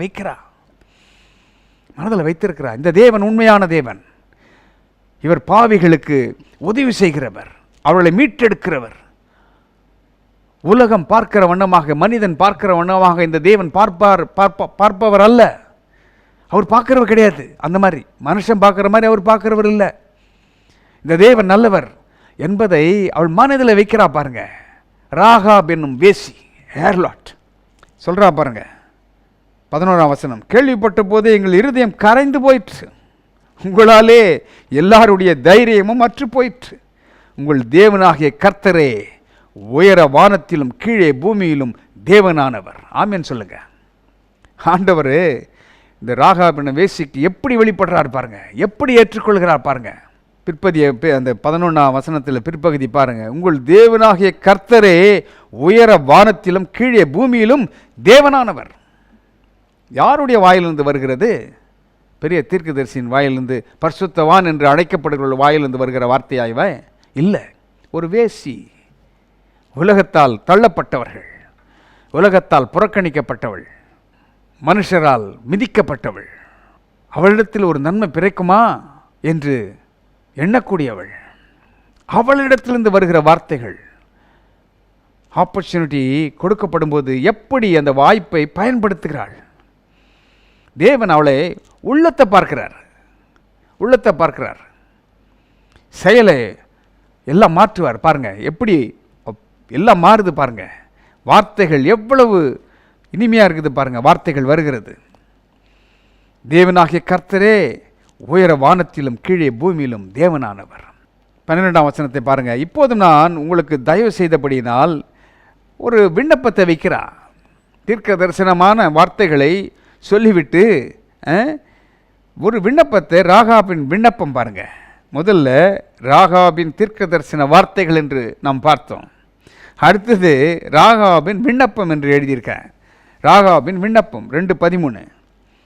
நீங்கள் என் தகப்பனையும் என் தாயையும் என் சகோதரரையும் என் சகோதரிகளையும் அவர்களுக்கு உண்டான எல்லாவற்றையும் உயிரோடே வைத்து எங்கள் ஜீவனை சாவுக்கு தப்புவிக்கும்படி எனக்கு நிச்சயமான அடையாளத்தை கொடுக்க வேண்டும் என்றாள். ஆப்பர்ச்சுனிட்டி வரும்பொழுது வாய்ப்பை பயன்படுத்திக்கிறா பாருங்க. எப்படி சொல்கிறா, நான் மாத்திரம் இல்லை, எங்கள் குடும்பத்தையே நீங்கள் காப்பாற்றணும். அது மாத்திரம் இல்லை, வார்த்தைகளை கவனிங்கள். எங்கள் ஜீவனை சாவுக்கு ஒப்புவிக்கும்படி தப்புவிக்கும்படி எனக்கு நிச்சயமான அடையாளத்தை கொடுக்க வேண்டும், நிச்சயமான அடையாளம் கொடுக்க வேண்டும் என்று ஒரு விண்ணப்பத்தை வைக்கிறா வந்தவங்க கிட்ட. ஒருவேளை அவளத்தில் வந்து போனவர்கள் ஏராளமான மனுஷர் இருக்கலாம். தவறான காரியத்திற்காக, தவறான உறவுகளுக்காக, தவறான இன்பத்துக்காக. இந்த உலகம் அப்படிதான், ஏமாற்றுகிற உலகம், அனுபவிக்க வேண்டும் என்று ஆசைப்படுகிற உலகம், கேடுகட்ட உலகம். உலக மனிதர்களை சொல்லுகிறேன், அப்பேற்பட்ட உலகம். ஆனால் வந்திருக்கிறவர்கள் யோசுவா, இயேசு என்று சொல்லப்படுகிற நிழலாய் இருக்கிற யோசுவானிடத்தில் வந்த ஆட்கள். அவர்களை அடையாளம் கண்டு கொண்டாள். அவர்களிடத்தில் பாவ செயல் வெளிப்படலை. அவர்கள் வரும்பொழுதே அவருடைய செயல் மாறுது பாருங்க. உள்ளத்தை பார்த்த ஆண்டவர் அதை அனுமதிக்கிறார். என்ன பண்ணியிருக்கணும்? இஸ்ரவேல் ஜனங்கள் அங்கே போயிருக்கலாமா? மத அடிப்படையில் நீங்கள் பார்க்கணுன்னா போயிருக்க கூடாது. ஐயோ வேசிப்பா, வேற இடத்துக்கு போகலாம். ஆனால் என்ன ஒரு வழிநடத்துதல் பாருங்க. ஆண்டவர் வழிநடத்தினார், அவ்வளோதான். அதுக்கு மேலே ஒன்றும் இல்லை. கர்த்தர் வழிநடத்தினார், பிதாவாகிய தேவன் வழிநடத்தினார் அவர்களை. போய் அங்கே போகிறாங்க. அங்கே போனால் மாற்றத்தை பார்க்கிறார்கள், உள்ளத்தை பார்க்கிற ஆண்டவர் அங்கே ஒரு வாய்ப்பை கொடுக்கிறார். வாய்ப்பை கொடுக்கும் பொழுது அவர் உள்ளத்திலிருந்து தீர்க்க தரிசன வார்த்தைகள் வருது. அது மாத்திரமல்ல, என்னைக்கு இருந்தாலும் இவங்க இதை காங்கர் பண்ணுவாங்க, இதை வெற்றி கொண்டுவாங்க. அப்பொழுது நான் மாத்திரம் தப்பிச்சா போதாது, என் குடும்பமும் தப்பிக்க வேண்டும். எப்படி யோசுவா சொன்னார் பாருங்க, நானும் என் வீட்டாரும் என்றால் கர்த்தரையை சேவிப்போம் என்று. அப்படி ஒரு விண்ணப்பத்தை வைக்கிறா. அது மாத்திரம் பாருங்க என்ன செய்கிறாள். 14ஆம் வசனம். அப்பொழுது அந்த மனுஷர் அவளை நோக்கி என்ன சொல்றாங்க பாருங்க, எங்கள் ஜீவனே உங்கள் ஜீவனுக்கு ஈடு, நீங்கள் எங்கள் காரியத்தை வெளிப்படுத்தாதிருந்தால் கர்த்தர் எங்களுக்கு தேசத்தை கொடுக்கும்போது நாங்கள் தயையும் சத்தியமும் பாராட்டுவோம் என்றார்கள். ஜீவனுக்கு ஜீவன்தான் ஈடு. அதுதான் உபாகம் 30:20 சொல்கிறது. அவரே, உபாகமும் 30:20 பாருங்க, அவரே உனக்கு ஜீவனும் தீர்காயுசுமானவர். He is your life and the length of your days. He is your life and the length of your days என்று வேதம் சொல்கிறது. டியூட்ரானமியில் 30:20, 30:20. அப்போ ஜீவனுக்கு ஈடாக ஜீவன் யார் கொடுத்தது? இந்த ஜீவனுக்கு ஈடாக ஜீவன் நம்முடைய ஆண்டவர் தான் கல்வாரி சிலுவையிலே இரத்தத்தை சிந்தி நமக்கு ஜீவனை கொடுக்கும்படியாக அவர் ஜீவனை கொடுத்தார். அவர் ஜீவனை கொடுத்தார். இதெல்லாம் நிழல். பழைய ஏற்பாடு நிழல், நிஜம் புதிய ஏற்பாடு. நிஜம் புதிய ஏற்பாடு. சரி, ராகாபுக்கு என்ன அடையாளம் கொடுக்கப்படுகிறது? 2:17 பாருங்க. 2:17. அப்பொழுது அந்த மனுஷர் அவளை நோக்கி, இதோ நாங்கள் தேசத்துக்குள் பிரவேசிக்கும் போது நீ இந்த சிவப்பு நூல் கயிற்றை எங்களை இறக்கிவிட்ட ஜன்னலிலே கட்டி உன் தகப்பனையும் உன் தாயையும் உன் சகோதரர்களையும் உன் தகப்பன் குடும்பத்தார் அனைவரையும் உன்னிடத்தில் உன் வீட்டிலே சேர்த்துக்கொள். பாருங்க, ஜன்னல் வழியில் இறக்கி விட்டுறா. அது மாத்திரமல்ல, சிவப்பு நூல் கயிறு ஒன்று கொடுக்கப்படுகிறது. அடையாளம். சிவப்பு நூல் கயிறு எதை குறிக்கிறது? சிவப்பு நூல் கயிறு இயேசு கிறிஸ்துவின் இரத்தத்திற்கு அடையாளமாக இருக்கிறது. பழைய ஏற்பாட்டு நிழல், நிஜம் புதிய ஏற்பாடு. சிவப்பு நூல் கயிறை அங்கே தொங்க விடுறாங்க. அதுதான் அடையாளம். இயேசுவின் ரத்தம் தான் அந்த மீட்கும் பொருள். இயேசுதான் மீட்கும் பொருள். விலையேறப்பெற்ற கிரயம் இயேசுவின் ரத்தம். இயேசுவின் ரத்தம். எங்கெல்லாம் இந்த இயேசுவின் ரத்தம், இயேசுவின் நாமம் பேசப்படுகிறதோ அங்கே சத்துருக்கு இடம் இல்லைங்க. அலறுவான் சத்துரு. ரெபேக்கா பிரவுன் என்று நினைக்கிறேன். அவங்க ஈ செட்ஸ் த கேப்டிவ்ஸ் ஃப்ரீ என்று ஒரு புத்தகத்தை எழுதியிருக்காங்க. அது எப்படின்னா, சேட்டனிக் பிரைட், லூசிஃபருக்கு பிரைடு அவங்க. அந்த சபையை சார்ந்தவர்கள் அமெரிக்காவில் அவங்க ஒரு காரியத்தை செய்வாங்களாம். அவங்க விடுதலையாகி ரட்சிக்கப்பட்டு ஆண்டவரை ஏற்றுக்கொண்டு இப்பொழுது அவர்கள் ஆண்டவருடைய ஊழியத்தை செய்கிறார்கள். அவர்கள் எழுதின சாட்சி, அவர்கள் பெயர் மாற்றப்பட்டிருக்கிறது. அவருடைய அடையாளங்கள் எங்கே இருக்கிறாங்க இதெல்லாம் வெளிரங்கமாக சொல்லப்படலை. ரெபேக்கா ப்ரௌனிங் அண்ணன் ஜான் ஜோசப் அண்ணன் வச்சுருந்தார் அந்த புக்கை. அதுக்கு பிறகு நான் அண்ணன் சுதாகர் கிட்ட பார்த்தேன். நான் என்கிட்ட ஒன்று இருக்குது, நான் வாசித்திருக்கேன். அதில் இவங்க என்ன செய்வாங்க, ஒவ்வொரு சபைகளுக்கு போவாங்க, ஆலயங்களுக்கு போவாங்களாம். போய் உட்கார்ந்து எப்படி வர்ஷிப் நம்ம பண்ணுறோம், எப்படி நம்ம ஆண்டவரை மகிமைப்படுத்தி பேசுகிறோம், அப்படி சாத்தானை மகிமைப்படுத்தி பேசுவாங்களாம். அது மாத்திரமல்ல, அப்படி பேசி அந்த இடத்துல ஒரு குழப்பத்தை உண்டாக்குவாங்க, ஒரு பிரிவினை உண்டாக்குவாங்க. இதற்கு அவர்கள் பாருங்கள், சாத்தான் கூட மனுஷர்களை பயன்படுத்துகிறான். அவங்க சாத்தானுக்கு பிரைடு இப்பேற்பட்டவங்க. ஆனால் அவங்க எழுதுகிறாங்க, எங்கெல்லாம் இயேசுவின் ரத்தம் பேசப்படுகிறதோ, இயேசு மரித்ததை சொல்லுகிறார்களோ, இயேசுவின் நாமத்தை உச்சரிக்கிறார்களோ, இயேசுவின் ரத்தத்திற்கு அந்த முதலிடம் கொடுக்குறாங்களோ, அந்த இடத்துல அவங்களால் உட்காரவே முடியாதான், எழுந்து ஓடிடுவாங்க, ஒன்றும் பண்ண முடியாது. மற்ற இடத்துலலாம் கூலாக போய் உட்காந்து அவர்களும் கூட சேர்ந்து ஆராதிச்சுட்டு அந்த இடத்துல என்ன பண்ணணுமோ அதை பண்ணிவிட்டு வந்துடுவாங்க. ஆனால் இந்த மாதிரி இயேசுவின் ரத்தம் உயர்த்தப்படுகிற இடங்களிலே அவர்கள் பேசவே முடியாது. பிசாசு அங்கே உள்ளே வர முடியாது. எவ்வளோ வல்லம் இருக்குது பாருங்கள். சிவப்பு நூல் அதற்கு தான் அடையாளம். விலையேறப்பட்ட கிரயங்க ஆண்டவர் கொடுத்தது நமக்காக. அந்த அவர் நம்மேல் வைத்த அன்பை பாருங்கள். இந்த ராகாப் என்ற வேசி கொடுத்த ஆப்பர்ச்சுனிட்டி எப்படி பயன்படுத்துகிறாள் பாருங்கள். அப்படி என்ன நடக்கிறது பாருங்கள். இதை கட்டிவை, அந்த சிவப்பு நூல் கயிறை கட்டி வைக்கும்படியாக ராகாபுக்கு அங்கே சொல்லப்படுகிறது. சிவப்பு நூல் கயிறு பாதுகாப்பிற்கான அடையாளமாயிற்று. பலி செலுத்துதலுக்கும் இயேசு கிறிஸ்துவின் இரத்தத்தால் வரும் மீட்புக்கும் இது அடையாளமாக இருந்தது. அதான் அதற்கு எப்பவுமே ஆண்டவர் நிழலை காமிச்சிட்டே வராரு பாருங்க. அது மாத்திரமல்ல, முதல்ல பார்த்தோம் ராகாபின் தீர்க்க தரிசன வார்த்தைகள், இரண்டாவது ராகாபின் விண்ணப்பம் என்று பார்த்தோம், மூன்றாவது ராகாபிற்கு கொடுக்கப்பட்ட அடையாளம், நான்காவது ராகாபின் விண்ணப்பத்திற்கு செவி கொடுத்த தேவன். என்ன ஒரு அற்புதமான தேவன். ஒரு வேசி, மனிதர் பார்வையிலே வேசி, ஹேர்லாட், கெட்ட பெண்மணி என்று முத்திரை கொடுத்தப்பட்டிருக்கிறார். சமுதாயத்தால், மதத்தால், மற்றவர்களால். ஆனால் அதே இடத்திற்கு ஆண்டவர் அனுப்பப்படுகிறார் பாருங்க. அங்கே போகிறவர்கள் பாருங்க, உள்ளத்தை பார்க்கிற ஆண்டவர் ஆப்பர்ச்சுனிட்டி கொடுக்கிறார். ராகாபின் விண்ணப்பத்திற்கு செவி கொடுத்த தேவன் பாருங்க என்ன செய்கிறாங்க.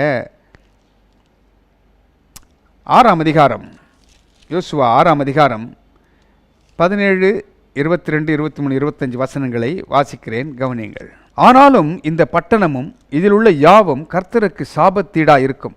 நாம் அனுப்பின ஆட்களை ராகாப் என்னும் வேசி மறைத்து வைத்தபடியால் அவளும் அவளோட வீட்டுக்குள் இருக்கிற அனைவரும் மாத்திரம் உயிரோடு இருக்க கடவர்கள். இது யோசுவாவின் வார்த்தைகள். பாருங்க, அலங்கத்தை சுற்றி வருகிறார்கள். அலங்கம் சுற்றி வரும்பொழுது ராகாப் வேசியினுடைய வீடு எங்கே இருக்கிறது? அந்த கோட்டை சுவரில் இருக்கு. எதுங்க முதல் உடஞ்சிருக்கணும்? யோசித்து பாருங்க, எந்த இடம் உடஞ்சிருக்கணும்? ஒரு வேசி இருக்கிற இடங்க, பாவம் நிறைந்த இடம். அந்த இடம் கிராக் விட்டுருக்கணும்ல முதல்ல. இல்லை, அது காக்கப்படுகிறது. உலகத்தின் பார்வையிலே பார்க்கிற அந்த சுயநீதி பார்க்கிற பார்வை இருக்குதே, அந்த இடம் காக்கப்படுது. உடஞ்சிருந்தால் அதுதான் உடஞ்சிருக்கணும். நியாய பிரமாணத்தின்படி அது உடஞ்சிருக்கணும். ஏனென்றால் அது வேசியின் வீடு.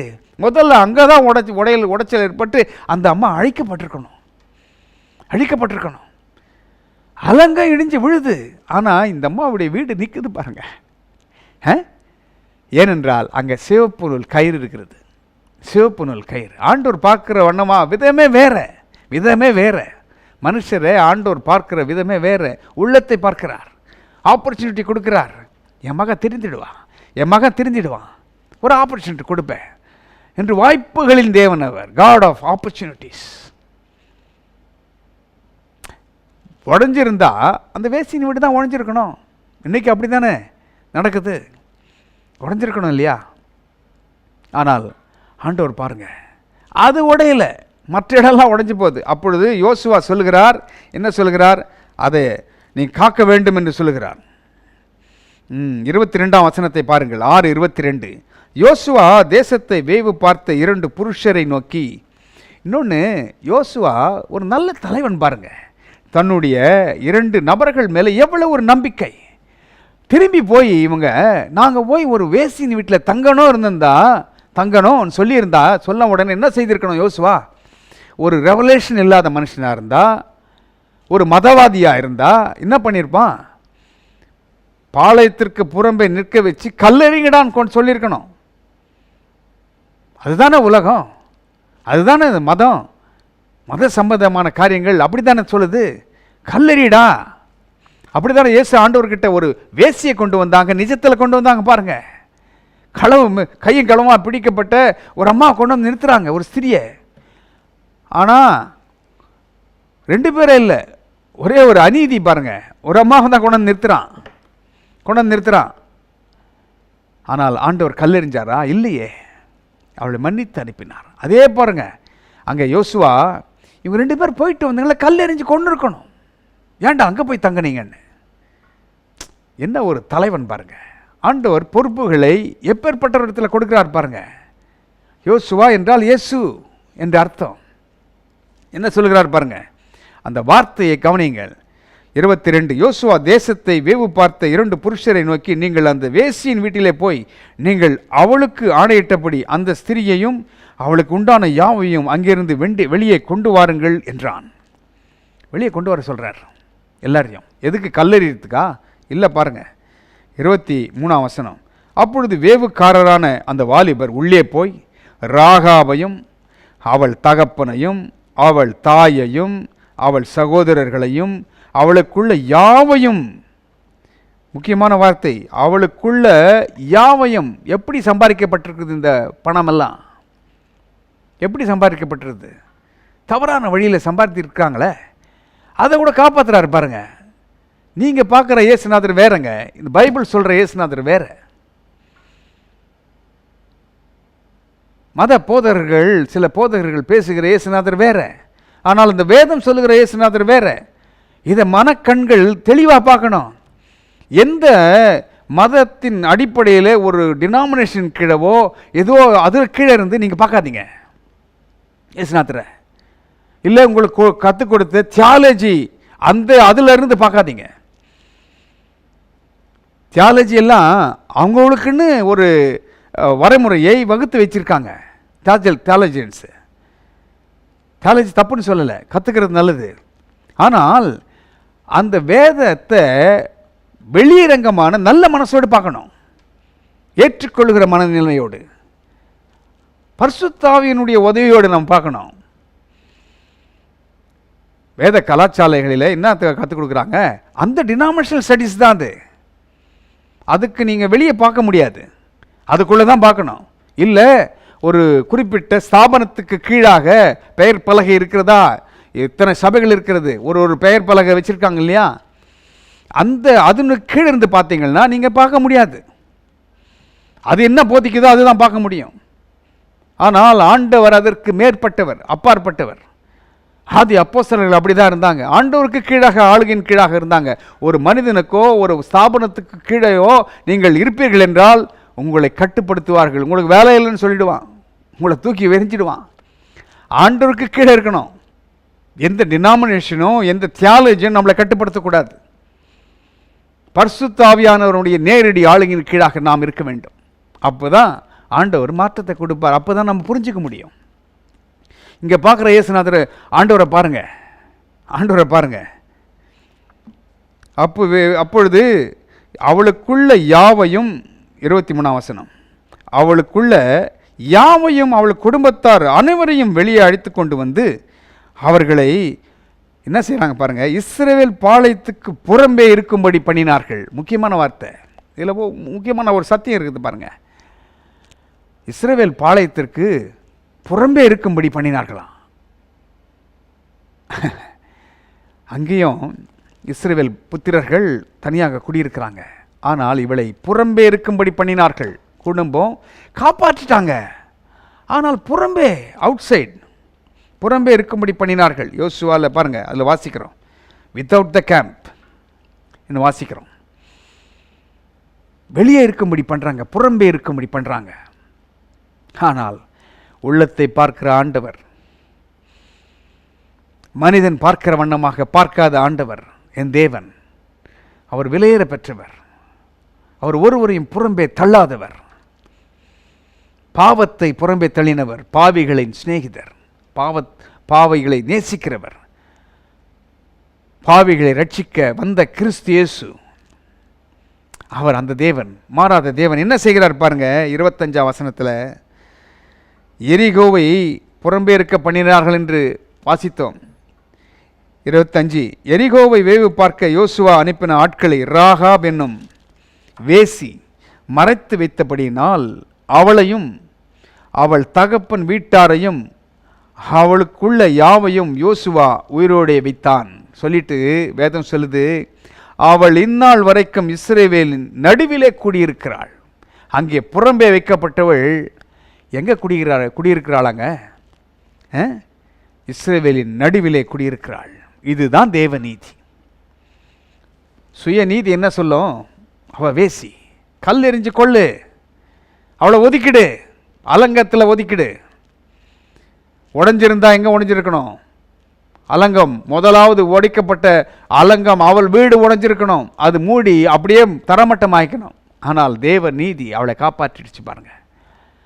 சிவப்பு நூல் கயிறு, ரத்தம், இயேசுவின் ரத்தம் அவளை காப்பாற்றினது, காப்பாற்றினது.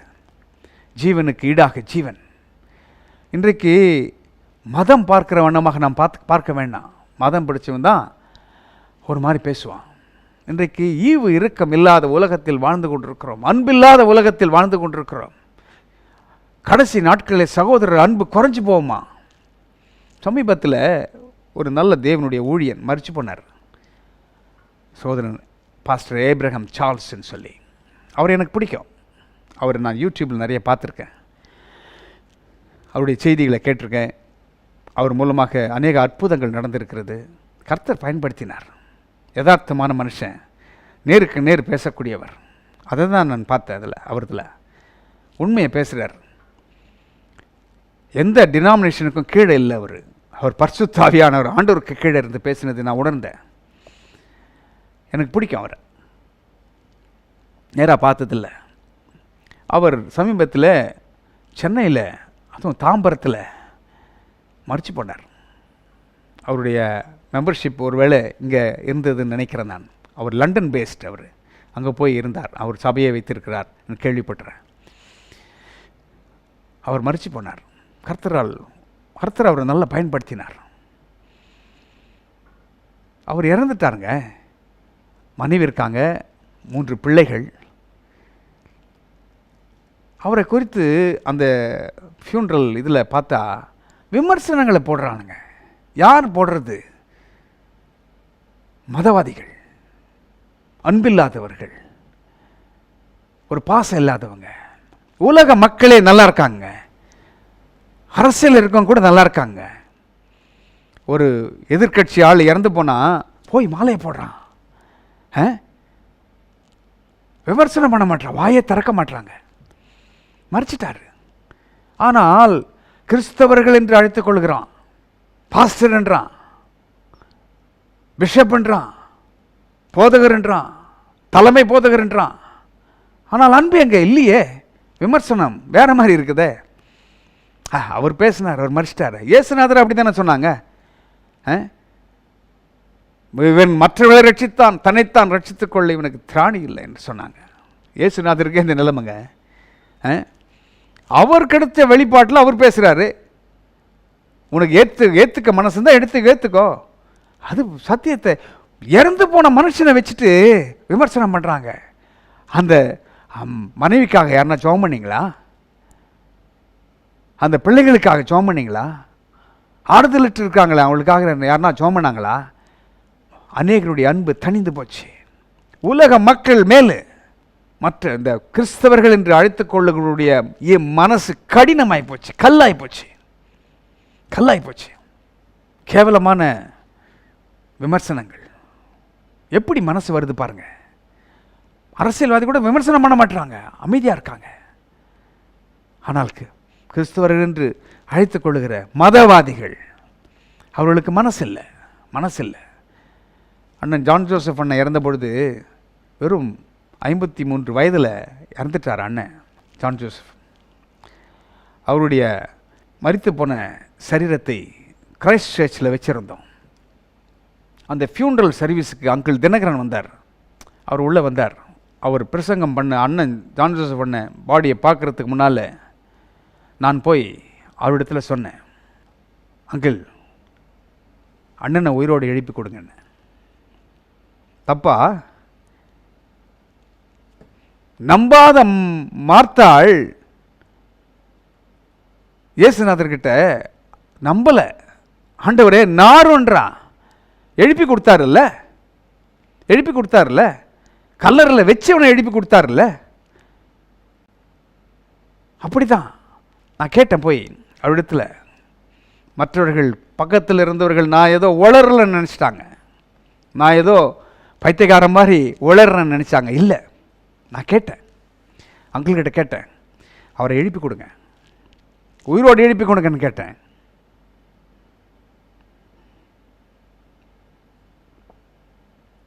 இழந்தவர்களுக்கு தான் அவருடைய அருமை தெரியும். Only the wearer knows where the shoe pinches ன்னு சொல்லுவாங்க இல்லையா? முள்ளு குத்தவனுக்கு தான் வலி தெரியும். உன் வீட்டில் அந்த மாதிரி நடந்தா நீ கமெண்ட் பண்ணுவியா? வெக்கங்கெட்ட ஒரு யூடியூப் நடத்துறதுக்கு ஒரு தேவையா? விமர்சனங்களை சொல்லி மற்றவர்களை துன்பப்படுத்தி ஆட்களை பார்க்க வைக்கிறது வேணுமா? அதை விட கேவலம் எது இல்லை. அதை விட வேறு எதனா செய்யலாம். நான் கேட்டேன் அங்கிள் கிட்ட. அப்படியே பார்த்தார் என்ன, ஒரு நிமிஷம் அப்படியே பார்த்தார். ஆனால் பக்கத்தில் இருந்தவர்களுக்கு நான் வளர்றேன்னு நினச்சிருப்பாங்க. இல்லை, நான் கேட்டேன், மரணம் நமக்கு சிநேகிதன் அல்ல, மரணம் பரிகரிக்கப்படும் கடைசி சத்துரு மரணம். அதுதான் பைபிள் சொல்லுது. பைபிள் சொல்கிற அதை தான் நம்பணும். அதான் திறந்த மனதோடு இதை கேளுங்கள். நான் சொல்லினே இருக்கேன். சும்மா நேற்று முளைச்சி காளாம் கிடையாது. ஆண்டவருடைய கிருபையினால் அநேக ஆண்டுகள் அண்ணன் ஜான் ஜோசஃபோடு கூடவே அவருடைய போதனையின் கீழாக, அவருடைய அபிஷேகத்தின் கீழாக வளர்ந்தவர்கள் நாங்கள். சும்மா பேசல. மனிதன் பார்க்கிறவனமாக தேவன் பார்ப்பது இல்லை. மனிதனுடைய இருதயம் கல்லா இருக்கிறது இப்பொழுது, முக்கியமாக மதவாதிகளுடைய இருதயம். ஆண்டவர் நல்லவர், ஆண்டவர் நல்லவர். ஒரு வேசியின் வீட்டுக்கு அனுப்புறாருங்க. வேசியின் வார்த்தைகளை கவனிச்சேன் இப்போ விளநாள். யோசுவா அன்னைக்கே இவர்களை கொன்று போட்டிருக்க வேண்டும். ராகாப எங்கே வர்றா ராகாப்? தாவீதின் வம்சத்தை அழிக்கும்படியாக. ஏனென்றால் தாவீதின் ஊற்றிலிருந்து, தாவீதின் வேரிலிருந்து ஒரு கிளை முளைக்கும் என்று பார்த்தோம்.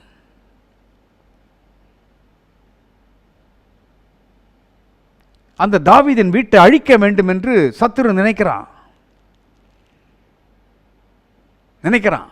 ஆனால் அழிக்க முடிஞ்சதா?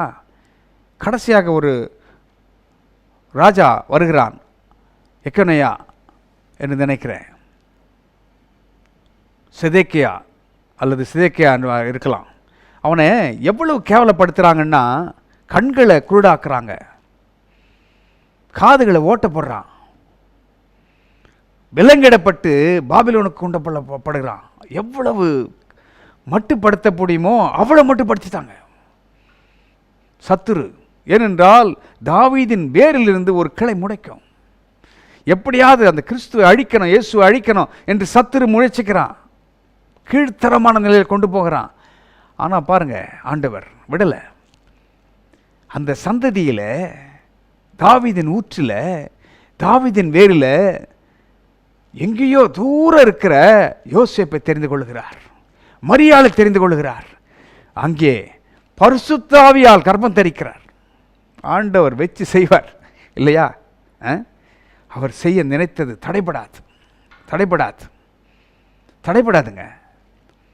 தள்ளப்பட்டவர்களை, ஒதுக்கப்பட்டவர்களை, சமுதாயத்தால் ஒதுக்கப்பட்டவர்களை அவர் தூக்கி எடுக்கிறவர். வேசியின் வீட்டுக்கு அனுப்பினாங்க. சிவப்பு நூல் கயிறு கொடுக்கப்படுகிறது, அதை பயன்படுத்திக் கொள்கிறார். எங்கே குடியிருக்க வைக்கிறாங்க? புறம்பே குடியிருக்க வைத்தார்கள். ஆனால் அவர்கள் என்ன சொல்கிறது? வேதம் என்ன சொல்கிறது? அவர்கள் அங்கே இஸ்ரவேலின் நடுவிலே குடியிருக்கிறாள் என்று சொல்லப்பட்டிருக்கிறது. இஸ்ரவேல் நடுவில், அந்த சந்ததியிலே அங்கே தாவீதின் சந்ததி உருவாகிறது. ஜீனியாலஜியில் என்டர் ஆகிட்டாங்க ராகாப் என்றும் பேசி. அதை தான் எங்கே வாசிக்கிறோம்? மத்தேயுவில் நாம் வாசிக்கிறோம். இஸ்ரவேலின் நடுவிலே குடியிருந்தாள் என்று வேதம் சொல்லுவது மாத்திரமல்ல, அவள் மேத்யூஸ் காஸ்பலில் நீங்கள் வாசித்தீங்கன்னா, மத்தேயு 1:5 பாருங்க. மத்தேயு 1:5 அதில் சொல்லப்பட்டிருக்கிறது. மத்தேயு 1:5 அதை வாசிக்கலாம். மத்தேயு 1:5 வாசிக்கிறேன் பாருங்க. சல்மான் போவாஸை ராகாமினிடத்தில் பெற்றான். போவாஸ் ஓபேதை ரூத்தினிடத்தில் பெற்றான். ஓபேத் ஈசாயை பெற்றான். ஈசா யார்?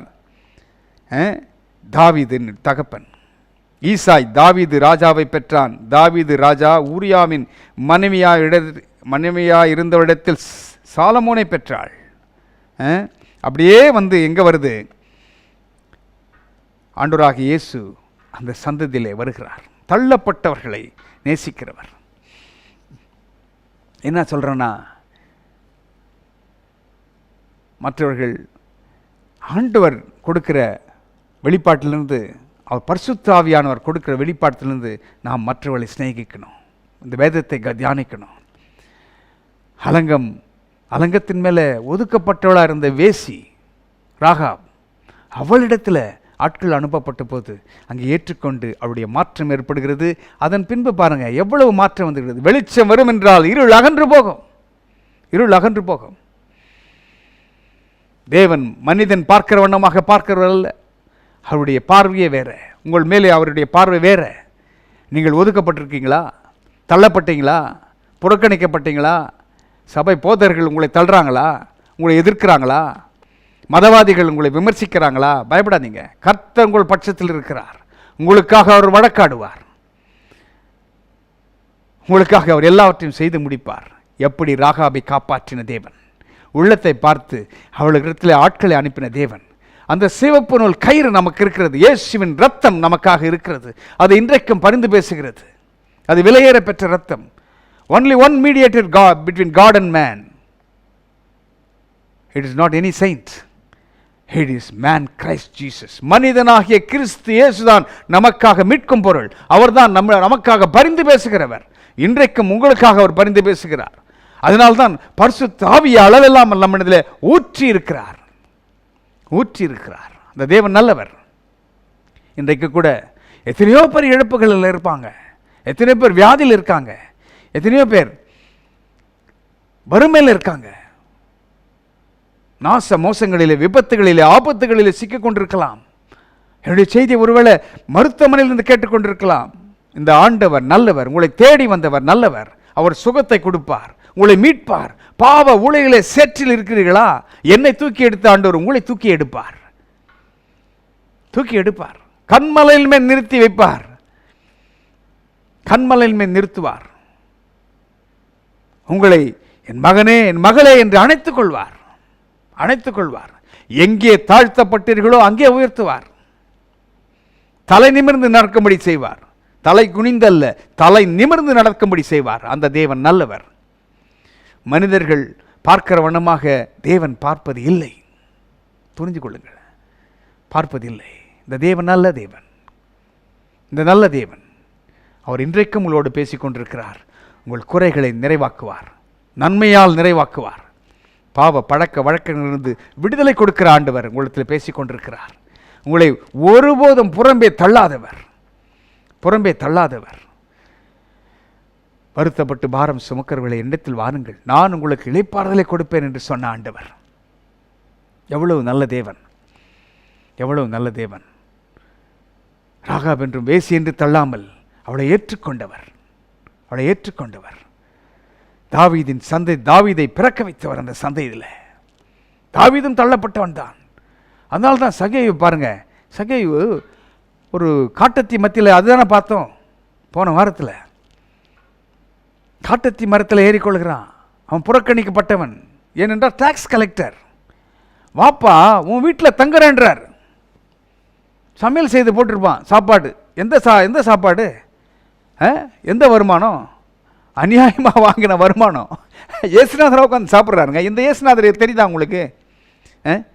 சாப்பிட்றாரு. ஆனால் அவன் சொல்கிறான், அநியாயமாக வாங்கியிருந்தா அதனால் அத்தனை நான் திருப்பி கொடுத்துட்றேன். என்ன ஒரு மாற்றம். அவர் உள்ளே வருவார் என்றால் மாற்றங்கள் ஏற்படுகிறது. சும்மா உடைய மாற்றி மற்றதை மாற்றி, அதெல்லாம் வெளி வேஷம். அது இல்லை. உள்ளத்திலே மாற்றங்கள் ஏற்பட வேண்டும்.